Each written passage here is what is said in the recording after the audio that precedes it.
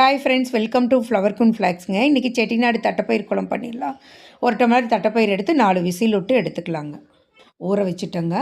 அது புளி வந்துங்க அரிசி தண்ணியில் ஊற வச்சிடலாங்க. வெங்காயம் தக்காளி எல்லாம் ரெடி பண்ணிவிட்டு ஒரு வானொலி வச்சு வானொலியில் ஆயில் 3 டீஸ்பூன் நல்லெண்ணெய் விட்டு வெந்தயம் 1/2 டீஸ்பூன், ஜீரகம் 1/2 டீஸ்பூன், சோம்பு 1 டீஸ்பூன், பட்டை கிராம்பு பிரிஞ்சி இலை எல்லாமே போட்டுக்கலாங்க. பூண்டு 2 பல் பூண்டு, 2 வரமிளகா, கருவேப்பிலை ஒரு கீத்து, 10 சின்ன வெங்காயம், ஒரு பெரிய வெங்காயம், 3 தக்காளிங்க, 1 டீஸ்பூன்னு குழம்பு மிளகாத்தூள், 1/2 டீஸ்பூன் மஞ்சத்தூளுங்க எல்லாம் போட்டு நல்லா கலக்கிக்கலாங்க. தட்டைப்பயிறு வேக வச்சு 4 விசில் விட்டு வேக வச்சு அதையும் நம்ம குழம்புல ஆட் பண்ணிக்கலாங்க. ஆட் பண்ணி நல்லா தலப்புலான்னு கொதித்து வரட்டுங்க. குழம்போட இந்த மசாலாவெல்லாம் நல்லா கலங்கட்டுங்க. நல்லா பார்த்தீங்களா தட்டைப்பயிறு வெந்துருச்சு. இந்த மாதிரி ஸ்டேஜில் கொஞ்சம் வேணால் நீங்கள் 1/2 டீஸ்பூன்னு சாம்பார் தூள் கூட போட்டுக்கலாங்க. தண்ணி நல்லா ஒரு சொம்பு தண்ணி விட்டு நல்லா கலக்கி விடுங்க.